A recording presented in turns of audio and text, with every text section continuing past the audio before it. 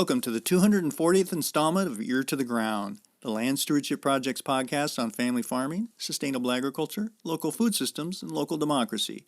I'm Brian DeVore, editor of the Land Stewardship Letter. As I record this podcast, a worldwide COVID-19 pandemic is revealing just how dysfunctional our industrialized, corporate-controlled food and farm system truly is.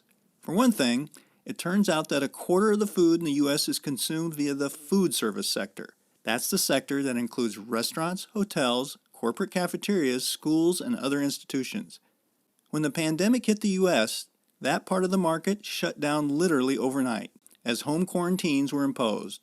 It turns out that when crops and livestock are raised and processed for the food service sector, the resulting products cannot be redirected to the consumer grocery market, at least not in the near term. The result has been a horrific amount of waste and increased food insecurity, especially for the most vulnerable among us. As I speak these words in May 2020, hogs are being killed, milk is being dumped, and large vegetable operations in Florida and California are plowing under produce. Meanwhile, food shelves are struggling to keep up with demand, and grocery stores are short of many items. How did we get to this point? There are a lot of complicated answers to that question, but one thing this shows is how steep of a price we pay when we allow the connections between farmers and their customers to be severed. On the other hand, when such connections are strong, it provides a model for how we can create a resilient, sustainable food and farm system. We will need such models to look to as we search for ways to create a system that is not vulnerable to collapse during a crisis.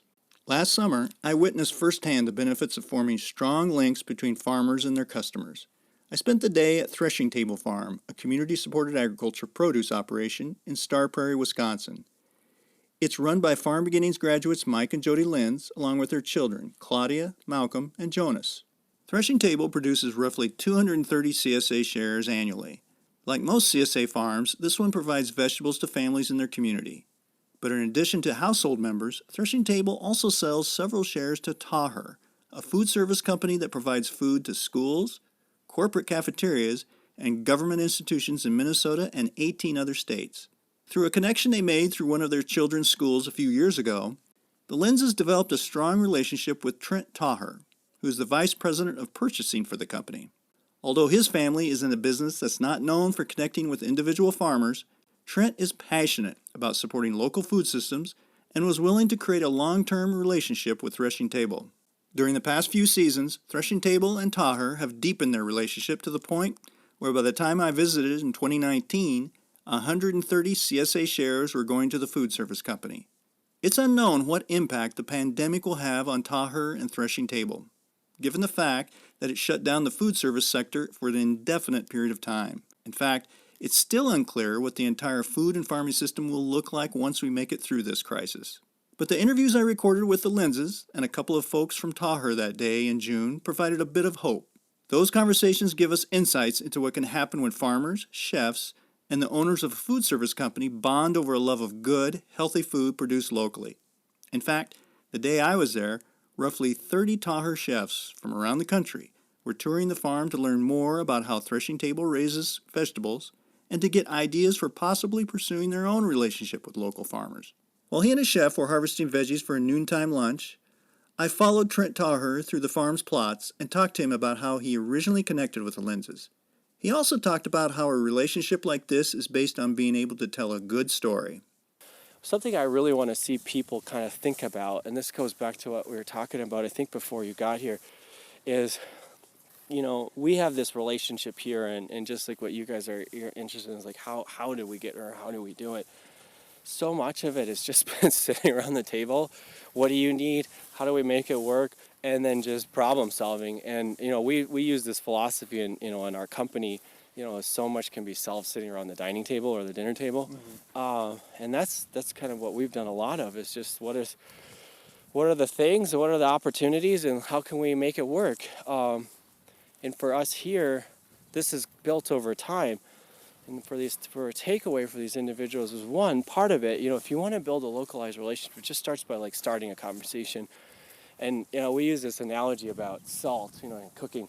You can always add, you can never subtract. Or if I say it in this environment, it's easier to build in increments versus too much and then having to pull back. So Right, build it versus having to pull it back.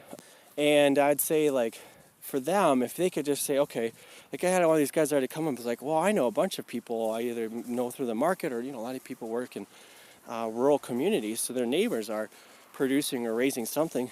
And it's like, well, how do I do this? And if they start to say that and start to think about that and and connect it out, well, I already know this person, maybe I could. Yeah. What's not to love about that? Because local is driven by every community, right? We're operating in 20 states, right? This is Minnesota. Anyone in California doesn't care what we're doing in Wisconsin right now. So local has to be built on each, at each place. And even here, like we live in Minneapolis. Now, granted, we're in Wisconsin right now, but this is, eastern Wisconsin or western Wisconsin is right next to the city. Like in Madison, local, and Star Prairie and Minneapolis, it's not the same. So we if people start to continue to pop in their own little market, which we've really done a lot of, but this just creates a different understanding of it, because it's like, oh, my friend that makes local hot dogs, or my friend that makes a product, and it's not necessarily this, because this is still what we do with these guys. It's kind of surprising me how unique it is. Mm-hmm. Not just the volume, but just what it is in general. I mean, the volume has grown to be quite a bit, but yeah, so if we can get a couple of people that want to do that and build on that, that's great. Actually, I got a couple of people here that are also chefs that receive this product. Like, I'm going to pick on one in particular. She's been in the company for 17 years, got a lot of energy, and some people, they don't have this tangible understanding of what's going on here, but she gets the product every week. So she's like, oh yeah, that place up there, whatever. But like, she's here now and she's out picking it, and like, it's gonna be hard for her to not take that back to, in this case, she works at the state capitol. So we, do a bunch of schools, obviously, but we do a bunch of what we call B&I, or business and industry accounts, and the state capitol will become an example of that. Like, I mean, think about this. The state capitol receives, in total, 7 locations, like 25 shares from this farm that they use in their different places. We're bringing localized relationships, but we bring this stuff and we serve it to you in what is like, a corporate cafeteria, or a place that you just expect it to be, cheap crap, highly processed, whatever. But no, and we do, we bring it into these environments, and we do it with kids. We do it with all kinds of people, or different types of clients. Essentially, those are the types of people that clients we line up with really well, that are really interested in food. They're looking for this type of stuff. We got a new relationship coming up in Madison, that they're really looking at food as productivity, and food as a energy source, versus like food as a perk. Who, like, a lot of companies will say, come in, provide a service, and I want you to like have all our employees to have free coffee as a benefit of working there, right, or discounted pop, or kind of whatever. But it becomes, it's like a treat, right, or a perk, food as a perk. But like, you have companies now that are like, we want our people eating healthy food, clean food, localized food, stuff that's kind of, down and around the corner from the rest of the group, because they want their staff to be happy. They want them to be healthy, and then really the word productive, so that you don't have that like 2 o'clock, 3 o'clock crash. I mean, I admittedly had half of a Mountain Dew. I split it with one of our other guys the other day. And I tell you, there's nothing like a Mountain Dew before taking a nap, because you get that sugar rush, and you think about it, by 2 o'clock, most people, 2, 3 o'clock, people are, especially people sitting at their desk, like, I got to get up, I got to move, I'm tired. Half of that is just because of what I ate for lunch was just making me tired. Yeah. So one of the things you talked about was this incremental, kind of going into it in an incremental steps. Is that the way you did it with Threshing Table Farm? Was that where you started out?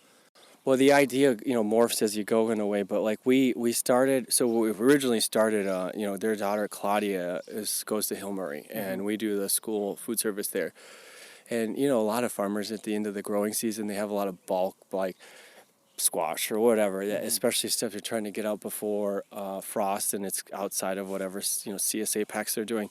So that's how I know they were selling product to the school. And Nancy, the food service director, she had called me up and she's like, "Hey, wait, you gotta come meet these people and just learn more about it or whatever." She started including me on the weekly email, and So I met Mike and Jody for lunch at school.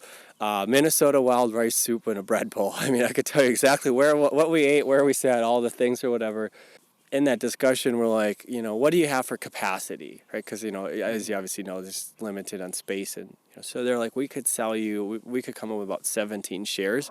And at the time, we wanted to do like more of a CSA drop-off site. We were thinking, okay, like we'll buy CSA boxes and provide it to, or bring it to our operations, and people in the building that might want a CSA box, we're bridging, or we're connecting people in a way.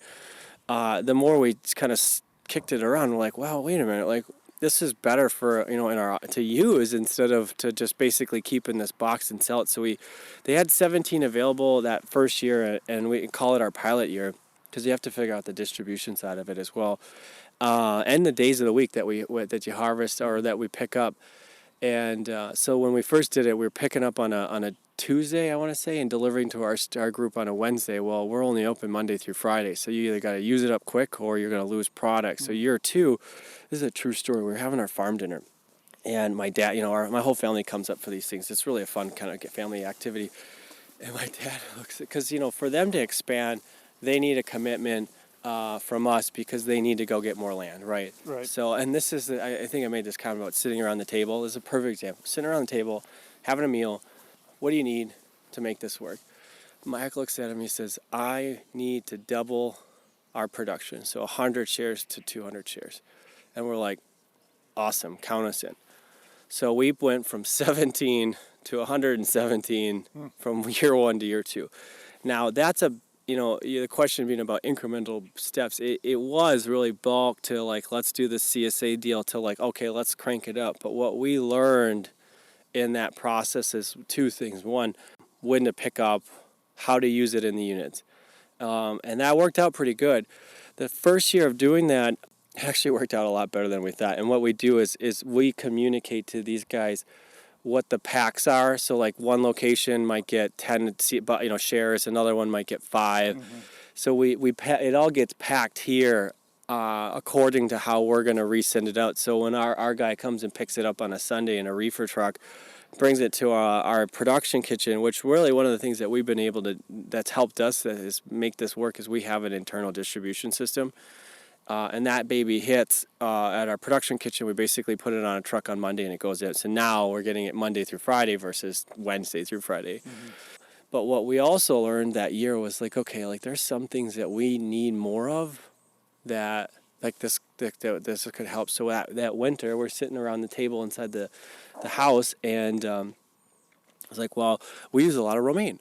And we started to build and do planting cycles behind and plantings based off of what our needs would be and what we would actually use. So we were really be able to work very efficiently with what they're planning is, and we up our timelines because they're planning, they're making all their seed purchases in November and December, so we lined up with that schedule. So I think that third evolution being what to grow.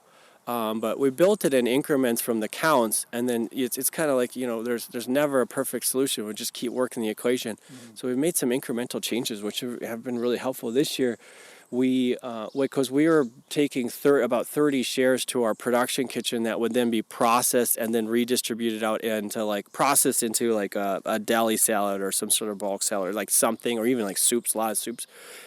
It's basically 2 pallets worth of food, which can take a chef 3 days to break down on their own. So we've swapped that out. So we're not going to do as much production at that type of stuff at the production kitchen that gets then repurposed. We're just using more and more of it in the operations. And when we've, going back to this discussion of not as the incremental steps, but what do we learn in the process? When we first went from all right, let's do CSA boxes to let's use it in the unit. We're like, oh, we could write a weekly special around when it comes out of the box.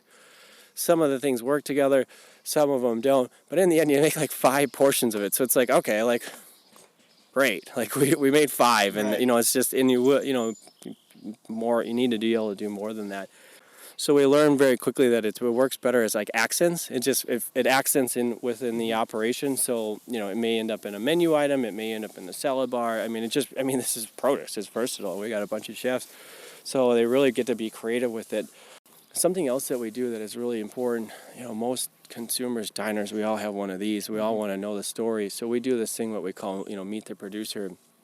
And actually Jody and Claudia has done it a lot, where they'll come to an operation and kind of basically set up shop and say, we put a little sign up that says this is who they are, and it gives the opportunity for the diner and to get to meet them and again, start to probably feel some of this tangible experience that this group's getting here. And I think that's what people are looking for.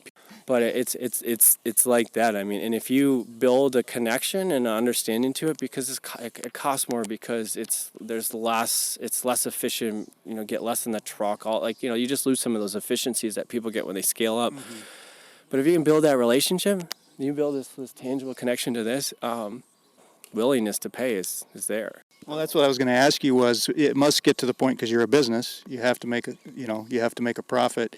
You must have made some calculations where, this isn't the most profitable way to do it, but it's paying off in the long term, kind of thing. Is that kind of some calculations you do as far as putting up with the hassle of it and maybe not making the biggest dividend off of that that you could?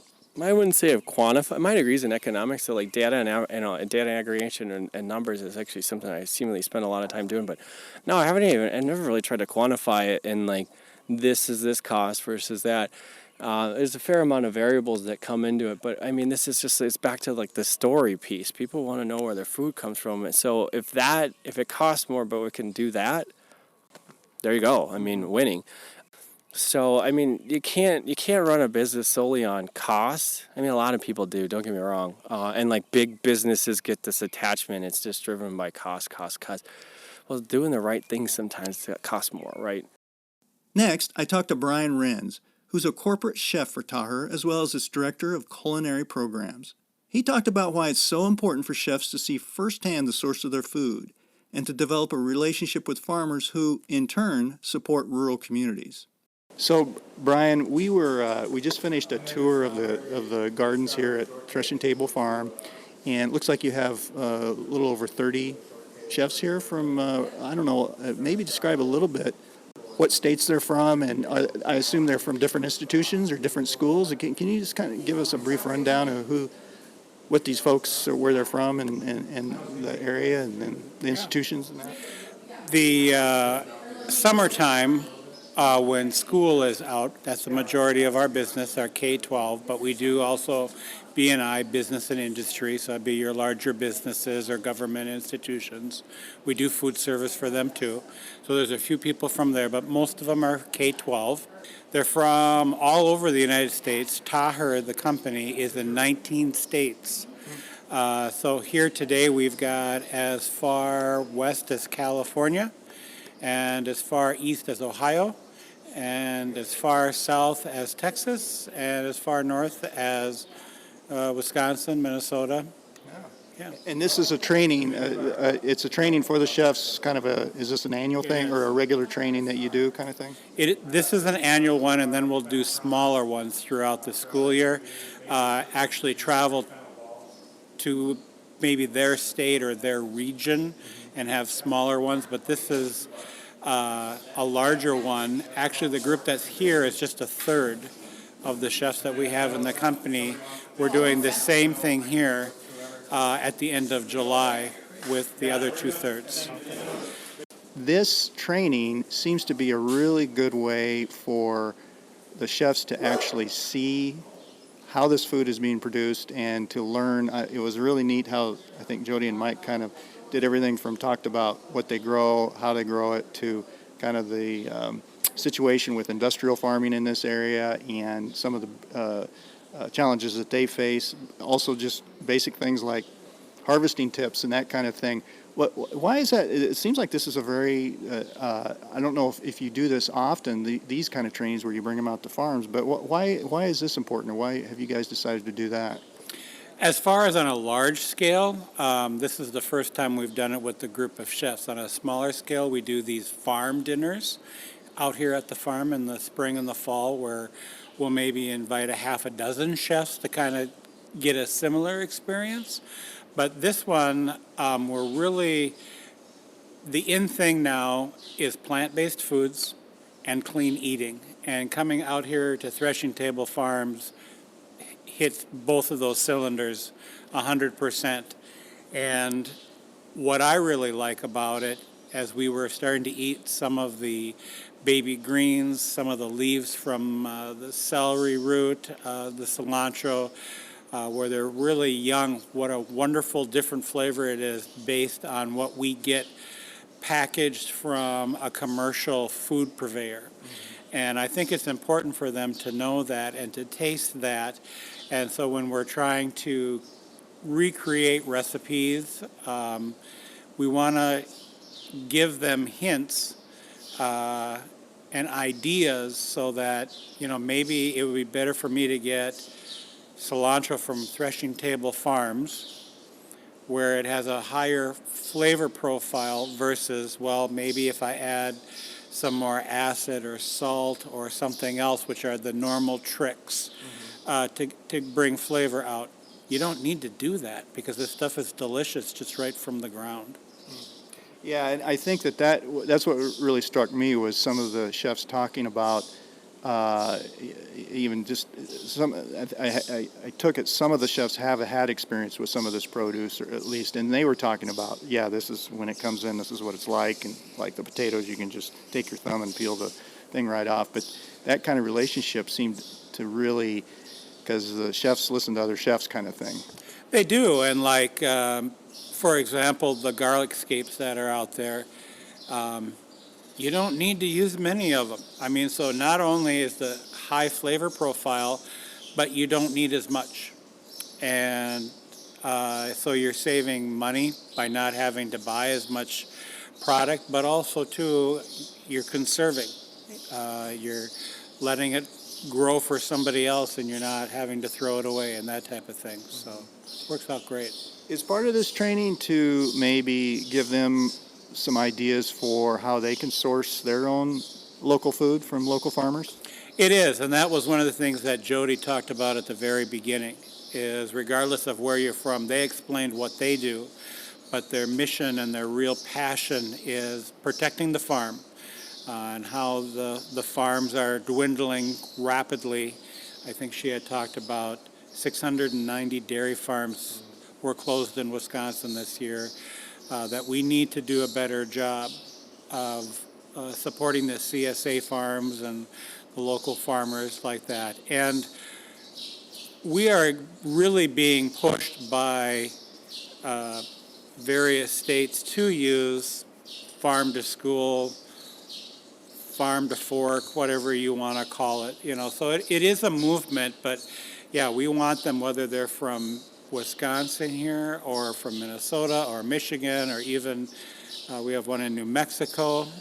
There's stuff out there that we can get, and we really are pushing that. And Taher actually has been for the last 3 or 4 years, but Threshing Table, because of its vicinity to the Twin Cities, where our corporate office is, and we have a large influx of B&I business in the Twin City, we're able to do a lot of CSA boxes from Threshing Table and use them. It could be in some of our schools, but most of it is in our B&I because the B&Is are open 12 months a year versus the schools are done the latter part of May, first part of June. B&I is business and industry, so that would be a major corporation type of a thing. What's a couple of the biggest challenges you have in sourcing local food? Because that's, it's not, people would be doing it more if it was easy, but what are some of the challenges?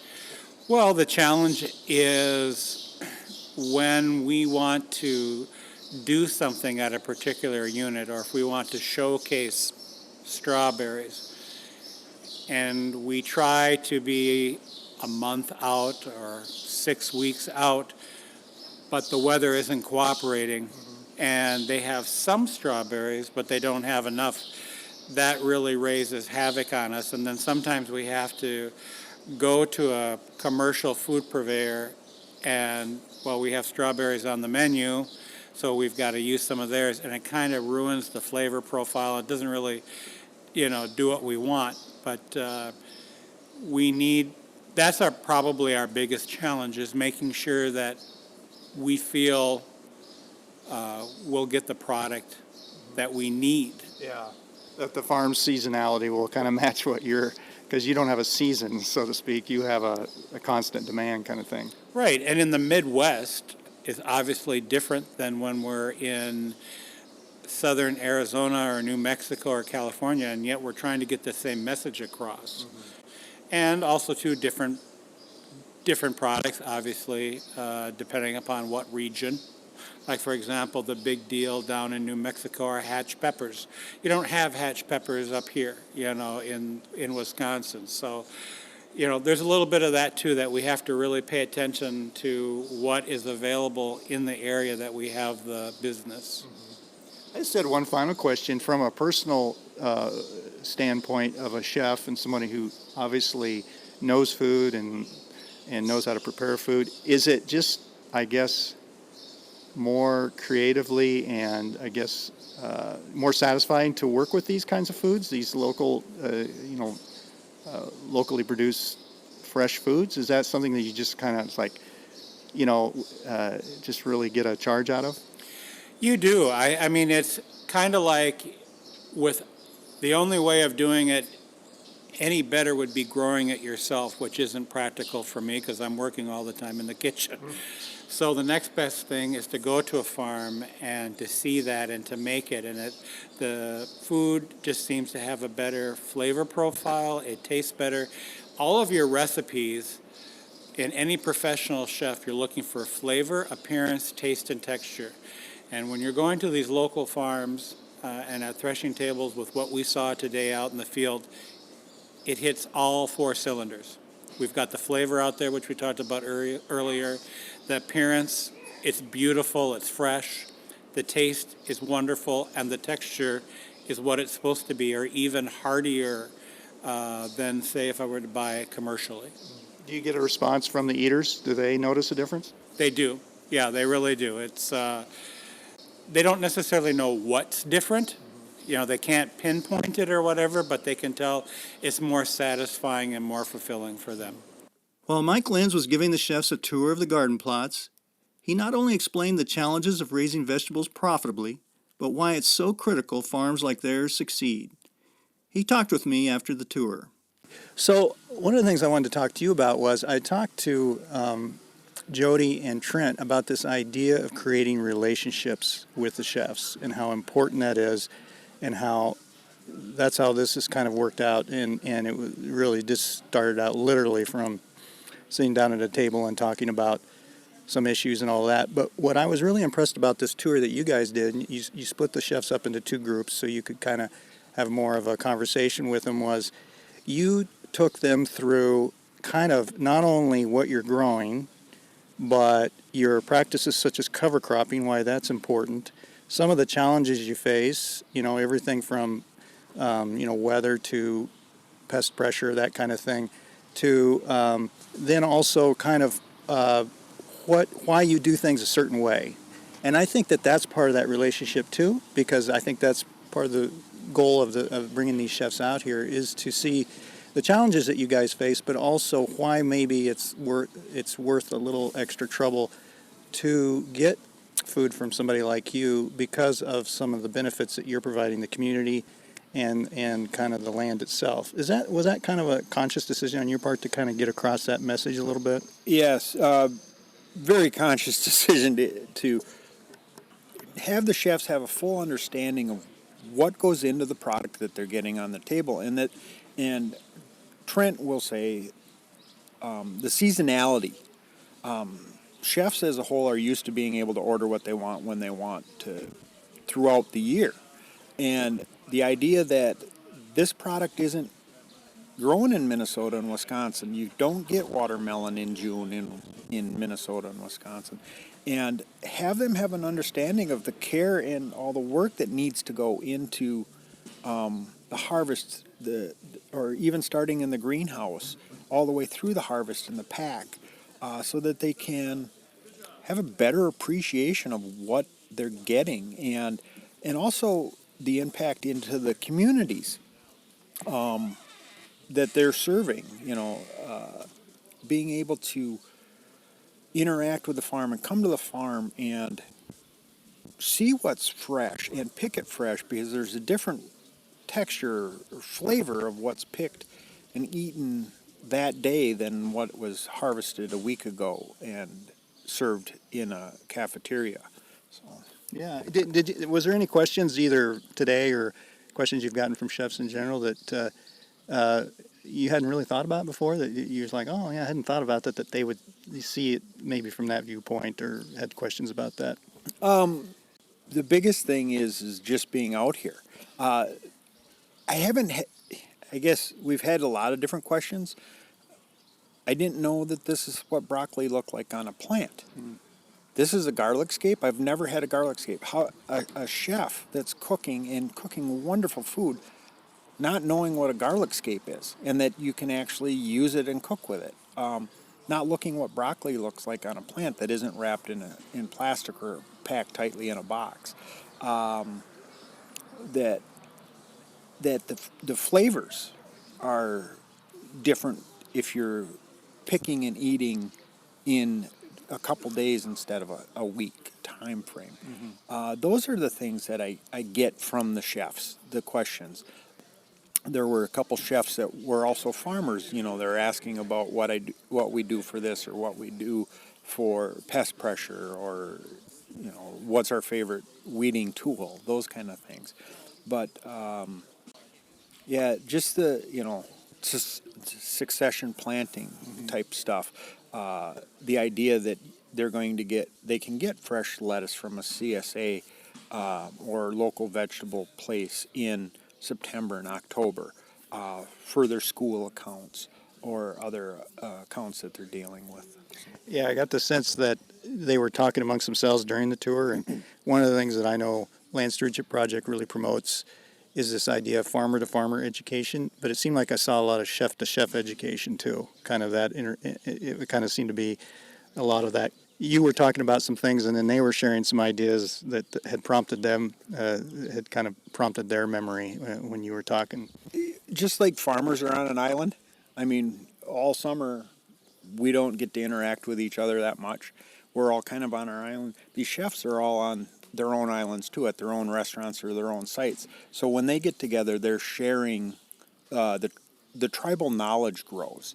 And the farmer-to-farmer trainings that we do or are part of is similar to what they're doing here today. Is they're sharing the tribal knowledge and they're growing the base on how they do things, or maybe do it more efficiently, or the impact that one site can have for a local farm is one of the points that we're trying to get across. Also, it might not seem like a lot to them, but it does have an impact. So That's a good point. Like you said, to them it may not be a lot of vegetables, but for that one farm, it could make a real difference to have that market, that steady market. correct, and it's a different market, and you're also, a lot of these are grade school kids or high school kids, so you're impacting at a earlier age with good tasting produce, and these guys are amazing with what they'll do with stuff. Where the kids go to school, the chef will buy produce or has a garden, and they just enjoy it. So.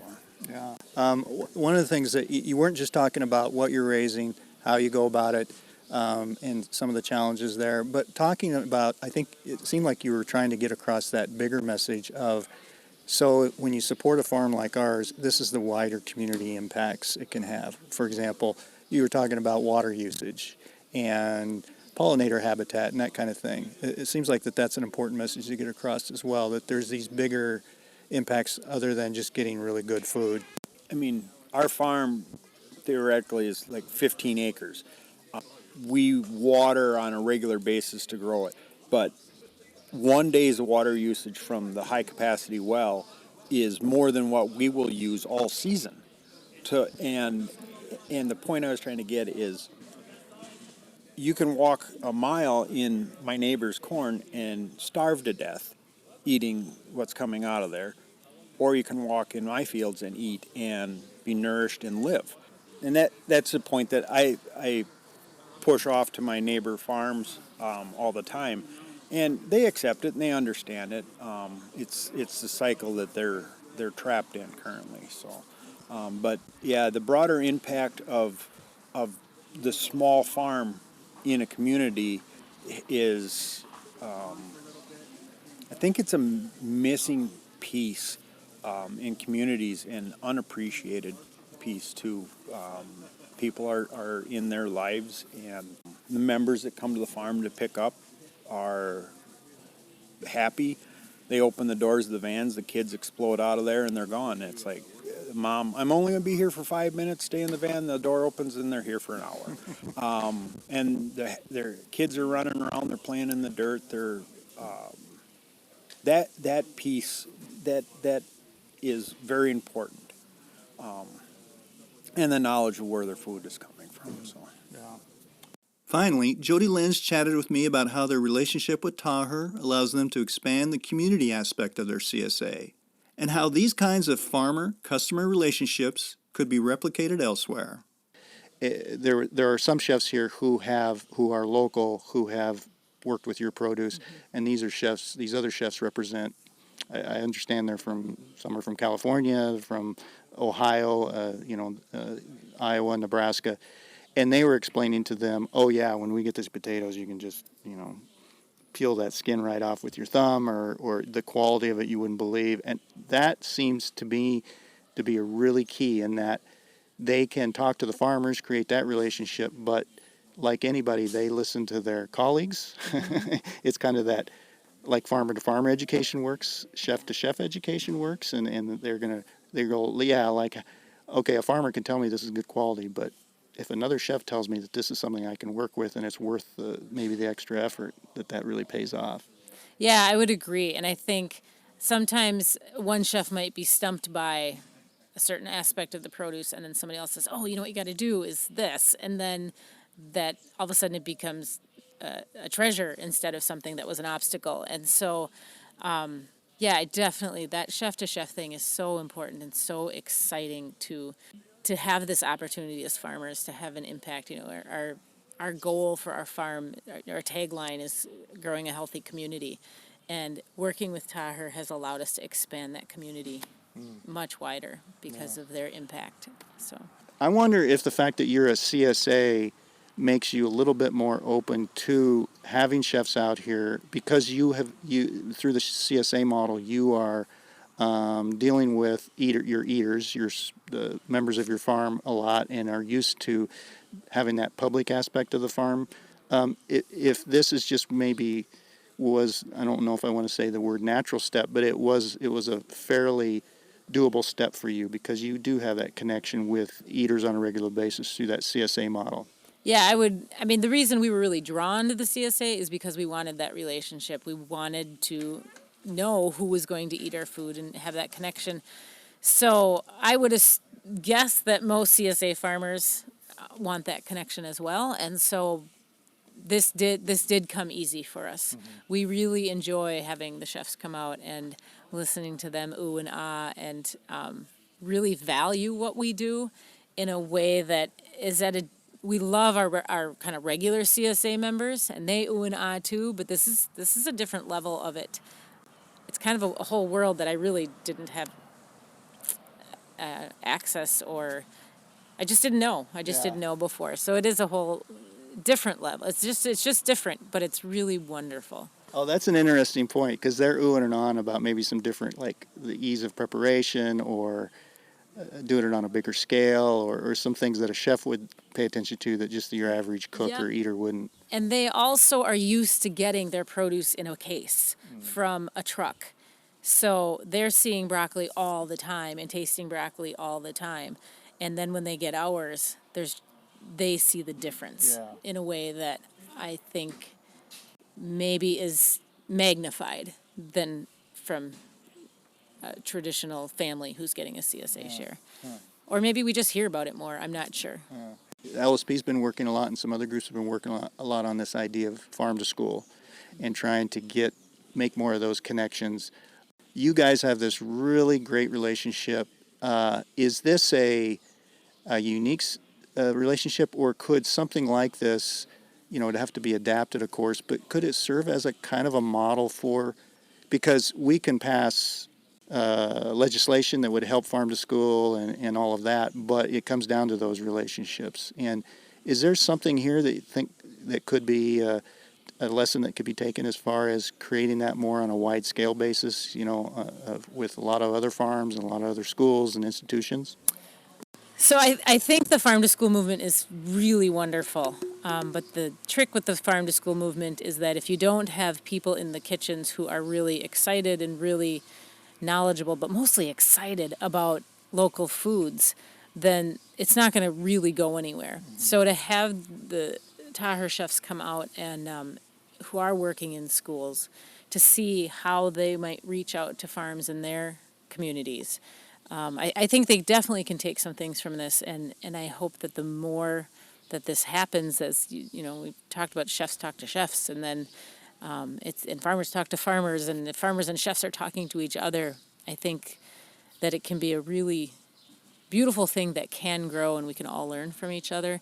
And ultimately, if we're then getting people in our community eating better foods, and then they have access to that local food that's cooked really well, the whole thing can, I think, just really blossom into something really wonderful.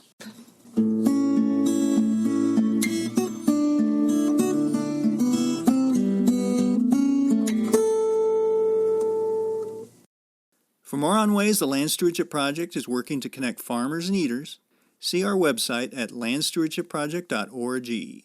If you have comments or suggestions about this podcast, contact Brian DeVore at bdevore@landstewardshipproject.org, or you can call 612-722-6377. By the way, it helps us greatly if you can give Ear to the Ground a rating on iTunes, Stitcher, Spotify, or whatever podcast platform you utilize. Thanks to Laura Borgendale, a Western Minnesota musician, for Ear to the Ground's theme music. And a special thank you to all of Land Stewardship Project's members who make initiatives such as this podcast possible. If you're not a member, visit landstewardshipproject.org to learn how you can support LSP. Thanks for listening.